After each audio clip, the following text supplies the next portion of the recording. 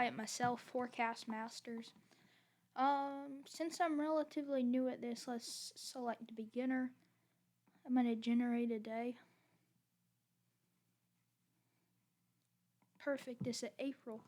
Okay, so the first feature I immediately notice is this low. This is the surface low, bringing up moisture around the southern side of this. So this makes me think this is going to be a Dixie Alley threat. Now looking at the 850 millibar analysis, we again confirm the surface low, bringing up some pretty nice moisture. Taking a look at the 700 millibar analysis, we have a nice trough throughout the southern states. We have these exit regions here, nothing too concerning though for these areas. We have these winds coming out from the southwest. This would bring some more warmer, more conditions that are like more favorable for severe weather, especially this area here where we have the jet streak and the divergence regions. We have the convergence regions and the divergence regions. So this area would be more susceptible to severe weather. So it may be a more northern Dixie Alley threat here, especially. Okay, I see that. Okay, that's pretty crazy there. So most unstable Cape, yeah, it's definitely a Dixie Alley threat. I can say that for pretty much a fact. Surface analysis here, yeah, again confirmed low pressure system, cold front, warm front over top. We have a little bit of another warm front, so it's kind of a little crazy setup there, but let's take a look at the 0 to 6 kilometer shear. We have a nice belt of shear here throughout Dixie Alley. Areas reaching up to 80 knots of shear. 0 to 3 kilometer storm relative velocity, nice belt here. So this is making me think it's going to be a Tennessee and northern Gulf states threat here. So if we look at the supercell composite parameter, okay, maybe it's more towards the Gulf at this point. Significant tornado parameter, we have some going up here. Energy helicity index, I believe this is pretty good there. Significant severe, yeah, okay. I think I know where I'm gonna put the target. I'm gonna probably put it in here. So I'm gonna do that, confirm the target, and then submit. Let's see. Oh, I was a little bit far off. I wasn't too far though. It was a near miss. Outside radius by 27 miles. So I was like literally a county away. Alright, let's try that again. Let me try that again. That was pretty fun. Is there a way to... Oh yeah, play again.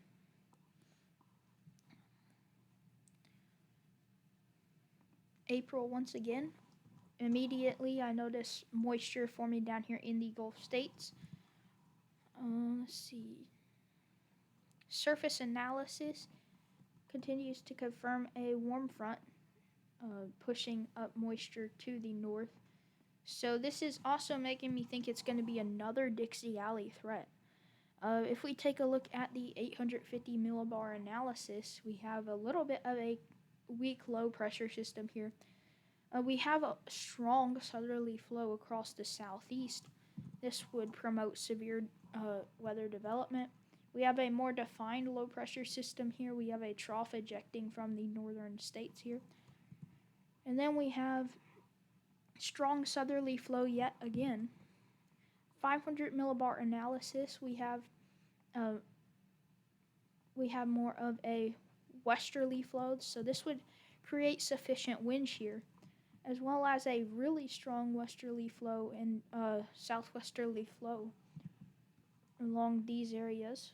So that's interesting. We have a trough ejecting out from the west. This would create some nice shear there. Most unstable Cape. Okay, this is probably going to be a southern Gulf states threat here concerning the most unstable Cape. Lapse rates.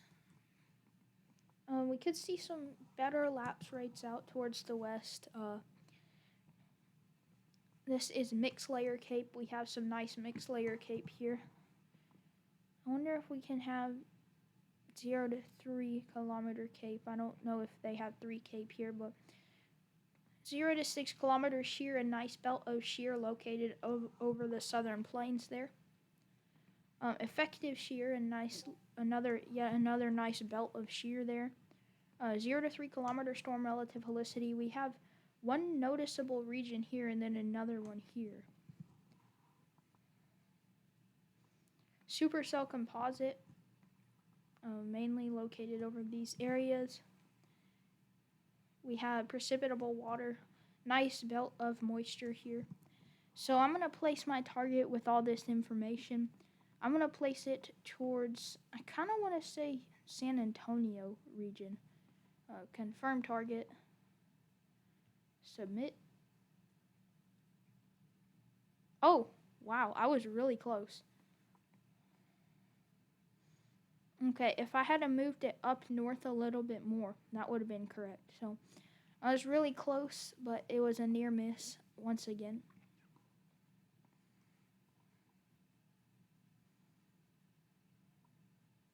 This is going to be a fall time event, okay? So in a fall time event, it's usually Dixie Alley. That's already something pointing out here with the low pressure system, allowing for that surge of moisture. We have a surface analysis again, confirming the surface low. So I already know where the severe weather threat is. It'll probably be up here in Louisiana.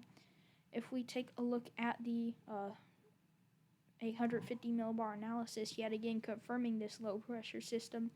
Nice southerly flow here. 700 millibar analysis, once again confirming this strong low shortwave trough. And then we have 500 millibar analysis, yet again confirming the trough is in place.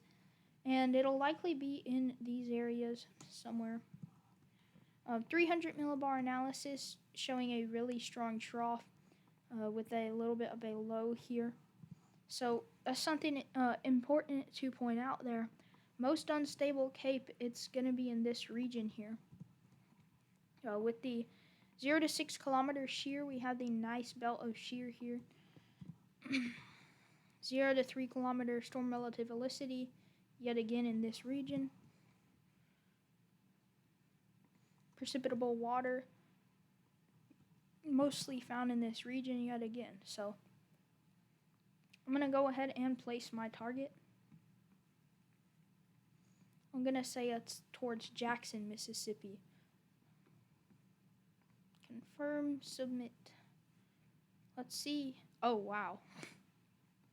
Okay, so it was way farther east than anticipated, as you can see. It wasn't a slight risk, and there was some wind reports around. However, there was some moderate risk in these areas. Let's see. Let's play again.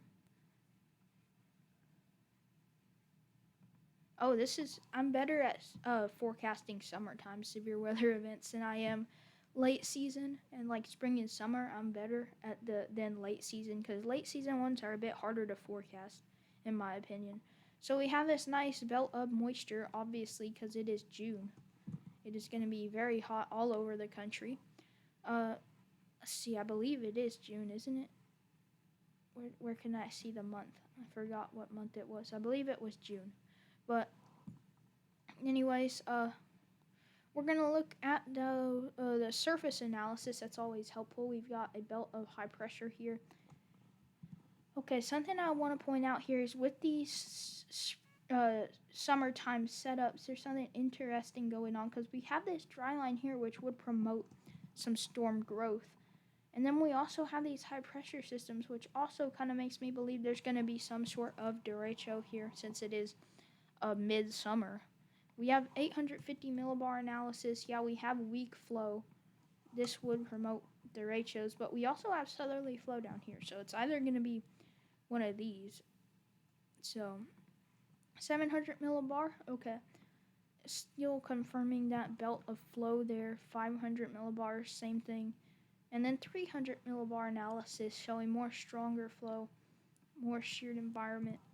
It's not really a lot of, there's not really a lot of low level jet here. There's not a whole ton. Uh, let's take a look at most unstable cape. Wow, we have a massive area. Okay, I think I already know what this is going to be. This is probably going to be the Cedar Rapids derecho, unless I'm just terribly wrong. But we have some shear here, and not a lot of shear down in Texas. So storm relative velocity, supercell composite. Okay. Either I'm going to be really far off, or I'm going to be like dead on, but I'm going to take the risk and say it's the Cedar Rapids derecho. Very risky assumption because of this here. This is going to be hard. Okay, yeah. Okay, I figured it was either going to be a really bad guess or a really good guess, so it turned out to be a really bad guess, so I'm going to try to play till at least I get a good forecast. The previous three, like the first three, were not that bad. It was just a near miss, but the last two were not good. Oh, I already forgot what month it is, but okay, I see this here, this feature. And I'm going to take a look at the 850 millibar analysis. We have this flow here. 700 millibar, same thing. Okay, I'm already going to make my guess. Maybe this is just dumb of me to do this, but I'm going to try to make my guess. Maybe I can redeem myself here. Confirm target, submit. And wow, yes, that was excellent forecast according to this thing. So, okay. I guess I did really good on this one than I did on the other one. So this is my best score yet. 630, let's see.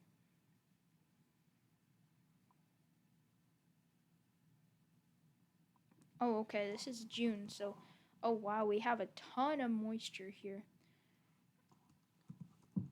And then we have, let's see, this is pressure and wind. Okay, we have some low pressure systems developing, but not much to show for it. So let's look at the surface analysis. Does confirm that we have a stationary front. Okay, that's really interesting to note, especially with these summertime setups when you have these stationary fronts. Derechos really love to ride along that line. 850 millibar analysis, not showing anything really much at all. Really weak flow. So this really signals a derecho setup to me, especially if the unstable cape. This is really unstable environment here. If it's a June time setup, most of the time the Midwest gets these derechos just because of how everything sets up. And we don't have a lot of shear, really. So calm environment, low shear, really. Supercell composite in these areas. Okay.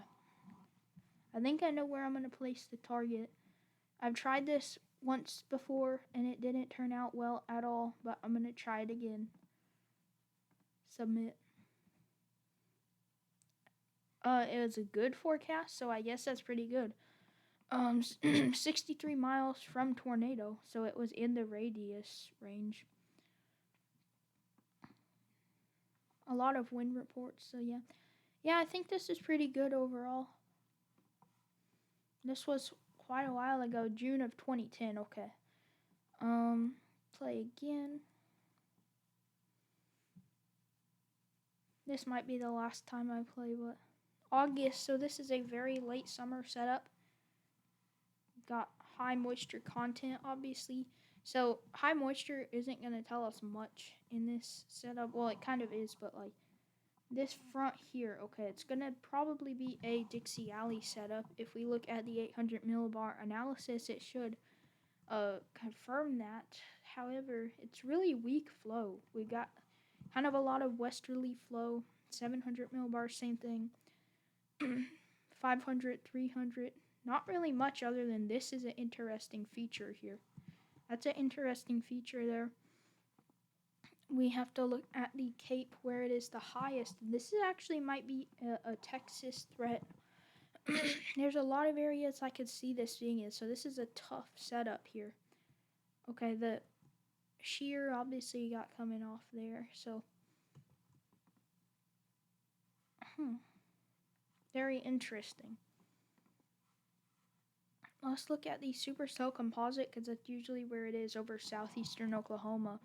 So I'm gonna guess there. This is either gonna be really bad or a really good guess. Like once again, confirm. Oh wow, this was actually really good. Decent forecast. So there's a tornado and wind report and hail report. 2 hail reports, 2 wind reports, I believe, and a tornado report. So if I had guessed a little bit more north, that would have been good. There was also a secondary risk back here. So that's interesting. Alright, this will probably be my last one. Or it definitely will be. We've got a lot of southerly flow here. We've got a cold front developing along this, as well as a warm front. This is a little bit more of a tough setup, although we do have these high pressure systems along this stationary front. Let's see if the 850 millibar analysis can confirm this. Okay, it's confirming what I'm thinking. This might be a derecho setup. I know I said that before. Okay, we have a lot of shear there. Supercell composite is usually a good indicator. Yeah. Okay, that's what I'm thinking. So it's going to be a northern plains setup.